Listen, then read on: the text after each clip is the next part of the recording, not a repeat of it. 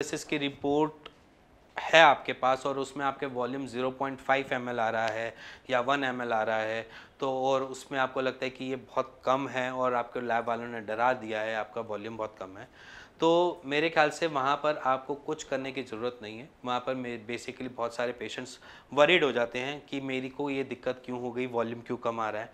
तो वहाँ पर मोस्ट ऑफ द पेशेंट्स में हम ये देखते हैं कि वो पानी कम पीते हैं, यूरिन ज़्यादा आता है उनको, स्वेटिंग होती रहती है। तो वहाँ पर आपने करना क्या है, वहाँ पर बेसिकली अपने आप को ज़्यादा हाइड्रेटेड रखना है, पानी का इंटेक ज़्यादा करना है। वाटर का इंटेक ज़्यादा करोगे तो शायद आपके वहाँ पर वॉल्यूम इंक्रीज़ हो जाए।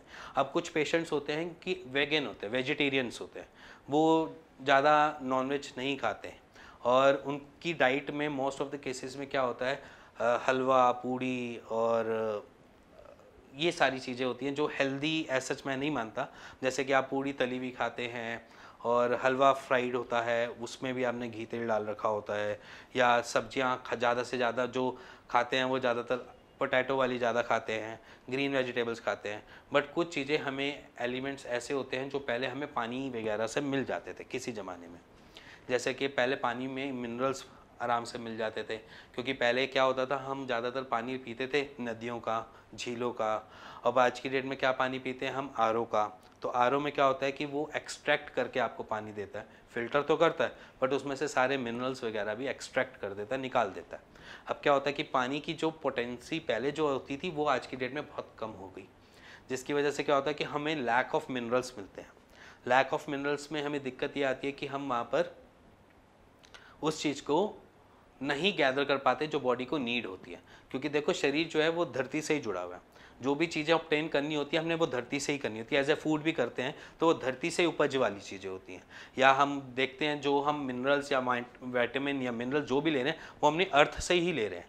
तो हमने क्या करना है कि अब आप जो खाते हैं उस पर बहुत सारे फर्टिलाइज़र्स हो जाते हैं। अब मान के चलो कोई भी आप खीरा, मूली, गाजर, कुछ भी ऐसी चीज़ें खा रहे हैं, आज की डेट में क्या होता है, फर्टिलाइज़र्स का काम होता है या फर्टिलाइज़र्स उस पर डाले जाते हैं। और मेरे ख्याल से कुछ ही फैमिलीज़ होंगी मेरे ख्याल से जो ऑर्गेनिक फूड की तरफ अभी स्टेप रखा होगा या ऑर्गेनिक की तरफ गए होंगे। बट उससे पहले जितने भी यहाँ पर जो भी ज़्यादातर मंडियों में सामान मिलता है वो ज़्यादातर हमें फर्टिलाइज़र्स के साथ वाला मिलता है।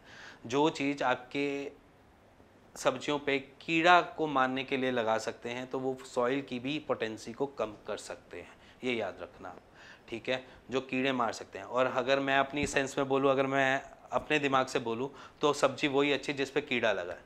वो पूछो क्यों?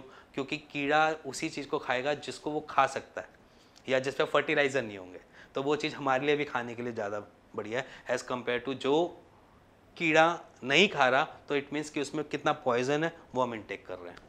तो सिंपली हमने वहाँ पर क्या किया कि हमने बहुत सारी चीज़ें उन पेशेंट्स में देखी जो वेजिटेरियन होते थे। तो वहाँ पर जो सब्जियाँ वब्जियाँ आपने जो लेते हैं उसमें आधी से ज़्यादा चीज़ें हमें वैसे पहले जैसी नहीं मिलती हैं। तो हमने क्या किया, वहाँ पर उस चीज़ को इवॉल्व करने के लिए, थोड़ा सा प्रोटीन इनटेक करने के लिए हमने दालों पे जोर दिया, ठीक है। अब जैसे दाल हर पेशेंट नहीं खाता, हमने बहुत बारी नोटिस भी किया जो हमारे पास पेशेंट आते हैं कि सर हम तो दिन में एक बारी दाल खा लेते हैं।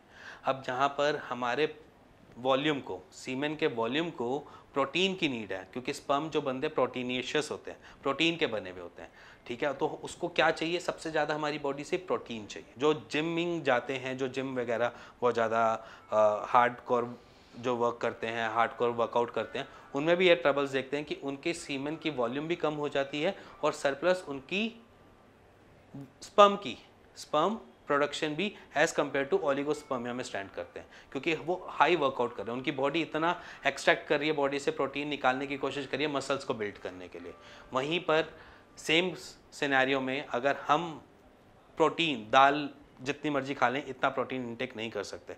तो इसीलिए आपको अपनी हर एक मील के, या जिसे कहूँ कि पूरे दिन के मील के अंदर 2-3 बारी दालें ले सकते हैं। एक सब्जी जरूर लीजिए, साथ में दालों का इंटेक जरूर कीजिए। और जो नॉनवेज खाते हैं, जो ओकेजनली नॉनवेज खाते हैं, तो मैं वहाँ पर उनको बोलूँगा कि अगर आप ओकेजनली नॉनवेज भी खाते हैं तो वहाँ पर आप फ़िश को ज़्यादा बेटर या ज़्यादा इंटेक करने की कोशिश करिए रादर देन चिकन और मटन के।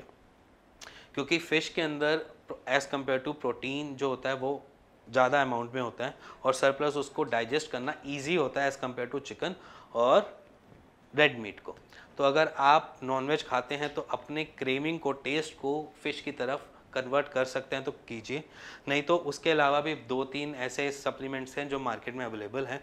प्रोटीन नहीं देते बट आपको वो एनहेंस कर देते हैं कुछ चीज़ों में, जैसे कि B12 और आपके विटामिन डी।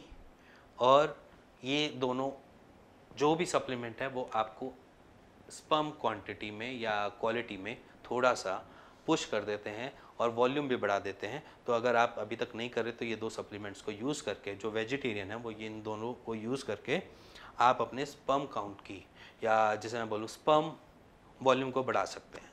इसी के साथ अगर ये समझ आई हो वीडियो स्पर्म वॉल्यूम के लिए, तो आप हमें नीचे दिए हुए नंबर पे भी कॉल करके बता सकते हैं कि हाँ मैं ठीक हो गया। और अगर आपको कुछ और जानना है, आप अपनी रिपोर्ट्स नीचे दिए हुए नंबर पे मेरे को शेयर कर सकते हैं और उसका एक राइट सोल्यूशन ले सकते हैं।